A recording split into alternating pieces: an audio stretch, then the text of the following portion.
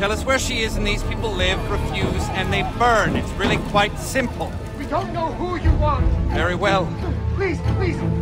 There are women and children in there. Are you a monster? Do not do this. You had your chance. Assassin's Creed has always played loose with history to suit its fiction, but the games have generally blurred the line to explore time periods roughly as they were.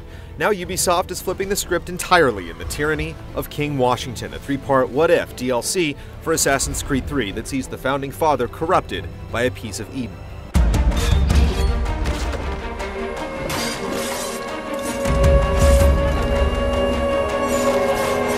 The first episode, titled The Infamy, doesn't explain how this shift in reality takes place. Connor simply awakens there and he's just as out of place as you are, constantly commenting on how this world is wrong and trying to appeal to friends like Washington who have no memory of him.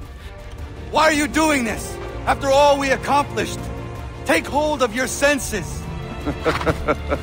Another delusional savage.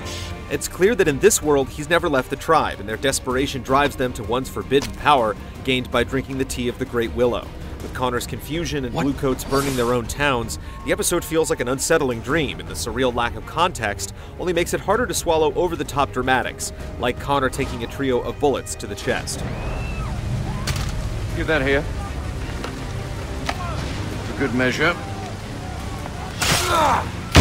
It's easy to get lost in Assassin's Creed 3's diverse open world, but the Infamy is focused almost entirely on story progression.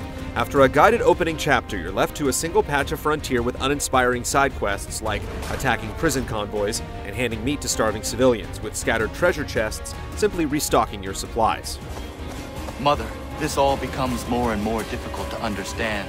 While you begin with the standard AC3 stealth and combat, Connor soon goes on a spirit quest that grants him the powers of the wolf. Afterwards, you can turn invisible at the cost of constantly diminishing health, and you can periodically summon ghostly wolves for a trio of instant kills.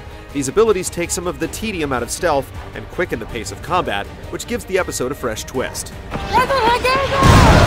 Lasting about 3 hours, this $10 first act has a hard time standing on its own. Connor's spirit quest and wolf powers offer fun new gameplay concepts, but there's little to drive you off the beaten path. And so far, King Washington's alternate timeline doesn't inspire a full 3-episode investment. I do not understand. None of it fits.